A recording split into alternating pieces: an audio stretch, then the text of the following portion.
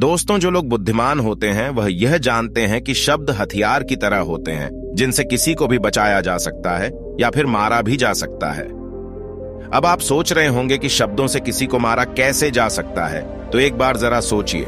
ज्यादातर आत्महत्या के पीछे का कारण हमारे शब्द ही होते हैं। जैसे किसी के पति ने कुछ कहा तो किसी की पत्नी ने पति से कुछ कहा और किसी के माता पिता ने कुछ कहा और उन लोगों ने आत्महत्या कर ली। यह आत्महत्या किसके कारण हुई? वह पीड़ित के मन को इतना दुखी कर गए कि उसके मन से और ज्यादा दुख बर्दाश्त करना नामुमकिन सा हो गया और इसी वजह से उन्होंने आत्महत्या कर ली। ऐसे ही आपके शब्द किसी को नया जीवन प्रदान कर सकते हैं। जब कोई आदमी उदास होता है या फिर दुखी होता है तो आपके शब्द नया जोश भरने का काम करते हैं, एक नया हौसला भर सकते हैं और एक हारा हुआ आदमी अपने जीवन की शुरुआत कर सकता है। सिर्फ शब्दों के माध्यम से, हमारी इस वाणी के माध्यम से तो अब तक आप सब समझ ही गए होंगे कि हमारे शब्द हमारे जीवन को कैसे निर्धारित करते हैं। शब्दों में कितनी ताकत होती है और किसी से बात करते वक्त हमें कितनी सावधानी से शब्द चुनने चाहिए। तो चलिए, आज की कहानी इसी पर आधारित है कि कैसे हम चुप रहना सीख सकते हैं और हमें कहां पर शांत रहना है, यानी कि चुप रहना है, इससे पहले कि आप कहानी में खो जाए। अगर आप इस चैनल पर नए हैं तो चैनल को सब्सक्राइब अवश्य कर लें। एक बार की बात है, राहुल बहुत बदल था। वह बहुत बोलता था। वह किसी व्यक्ति को बिना सलाह मांगे सलाह देने लगता। वह अपने आप को बहुत ज्ञानी मानता था।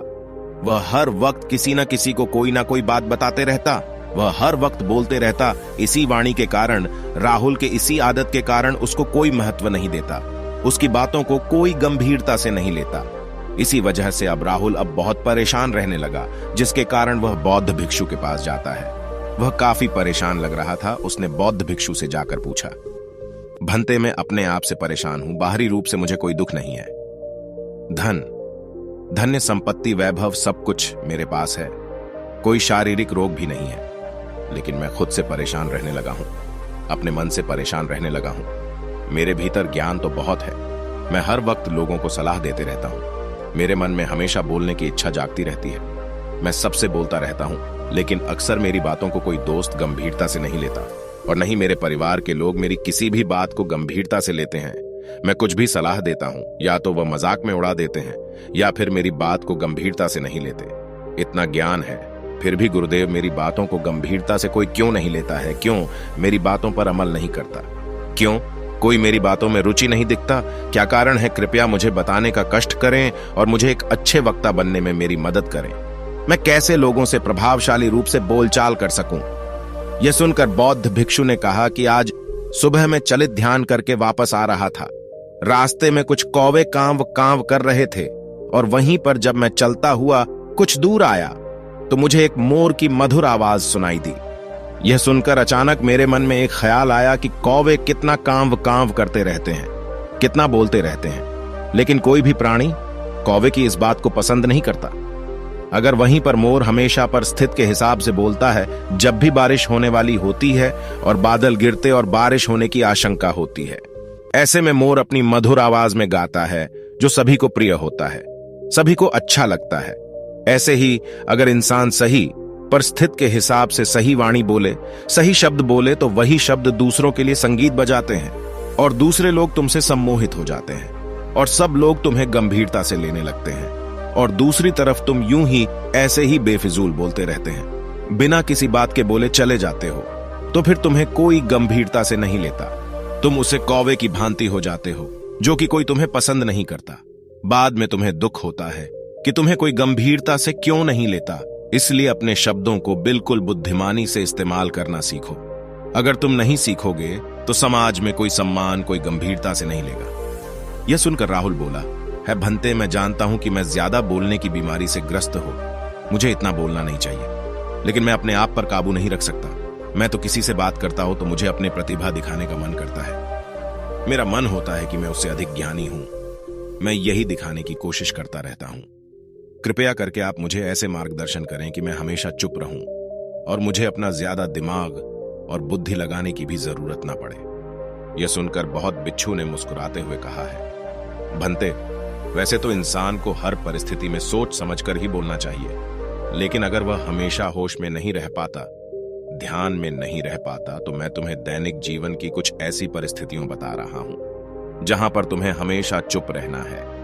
अगर तुम ऐसी जगह पर बोलोगे तो तुम्हारा अपमान ही होगा या फिर तुम्हें कोई गंभीरता से नहीं लेगा। सबसे पहले जगह या यूं कहे स्थिति जहां इंसान को चुप रहना चाहिए वह है जब किसी ऐसी विषय के बारे में बातचीत हो रही हो, इसके बारे में आपको कोई जानकारी नहीं है, तो ऐसी स्थिति में फिर से ही बीच में टांग और आना, अपना ज्ञान देना व्यर्थ का ज्ञान देना है।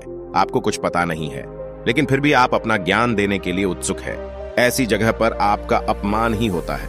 जरा तुम खुद सोचो, जब कोई बीमार आदमी अपनी बीमारी के बारे में चर्चा कर रहा हो और आपको औषधीय के बारे में कुछ ज्ञान नहीं है लेकिन फिर भी व्यर्थ में बेकार में उसे ऐसी ऐसी औषधियां बता रहे हैं जिसका कोई बीमारी से कोई तालमेल ही नहीं है, तो ऐसे में आप अपनी प्रतिष्ठा अपने हाथों से गंवा रहे होते हैं और आपको पता ही नहीं होता है। ऐसी स्थिति में आदमी को हमेशा सुनना चाहिए। ध्यान से सुनाना भी एक कला होती है। अगर आप सुनने का दिखावा करेंगे तो कहीं ना कहीं सामने वाले आदमी को यह एहसास हो जाता है कि मेरी बात पूरी ध्यान से नहीं सुन रहा है। दूसरी जगह है, अगर कहीं भी झगड़ा हो रहा हो हमें वहां पर चुप रहना चाहिए। अगर हमारा इस लड़ाई से कोई संबंध नहीं है तो हमें वहां पर हस्तक्षेप नहीं करना चाहिए, नहीं तो हम अपने आप को एक बड़ी मुसीबत में डाल बैठेंगे। हमारी भलाई इसी में है कि हम लड़ाई को देखकर मौन रहे, नहीं तो बिन बुलाए मुसीबत हमारे गले पड़ जाएगी। तीसरी जगह है, जहां पर लोग खुद की प्रशंसा कर रहे हो वहां पर भी हमें बिल्कुल शांत रहना चाहिए। हमें कभी भी अपनी प्रशंसा स्वयं नहीं करनी चाहिए, और अगर जहां पर लोग अपना अहंकार दिखा रहे हैं वहां तो चुप रहना ही बेहतर है। हमारी समझदारी इसी में है कि हम अपनी प्रशंसा स्वयं नहीं करें, क्योंकि हो सकता है कि सामने वाला हमारी बुराई कर दे और हम अपने आप को नीचा महसूस करें। चौथी जगह है, जब कोई आदमी आपके सामने किसी तीसरे आदमी की बुराई कर रहा तो तब तुम्हें चुप रहकर बस सुनना चाहिए, अपनी राय व्यक्त नहीं करना चाहिए, क्योंकि जो आज आपके सामने किसी तीसरे की बुराई कर रहा है वह कल किसी और के सामने आपकी बुराई भी कर सकता है यदि आपने कुछ कहा तो। पांचवीं जगह है, यदि आपको किसी घटना या किसी विषय पर अधूरी जानकारी है तो चुप रहना ही उत्तम है, क्योंकि अधूरा ज्ञान बड़ा घातक होता है। यह आपको हंसी का पात्र भी बना सकता है या किसी मुसीबत में भी डाल सकता है। छठी जगह है, यदि आपको लग रहा है कि कोई व्यक्ति आपकी भावना, दुख या परेशानी को शब्दों में नहीं समझ पा रहा है या वह आपको ध्यान से सुन नहीं पा रहा है, तो ऐसे व्यक्ति के सामने चुप रहना ही ठीक है, क्योंकि ऐसे लोगों को आपकी भावना या दुबक से कोई मतलब नहीं होता। ऐसे लोगों को अपना राज बताकर आप पछताएंगे ही। सातवीं जगह है, यदि कोई इंसान अपने दुख या परेशानी को आपको बता रहा है तो इसका मतलब यह कि वह आपको अपना समझ रहा है।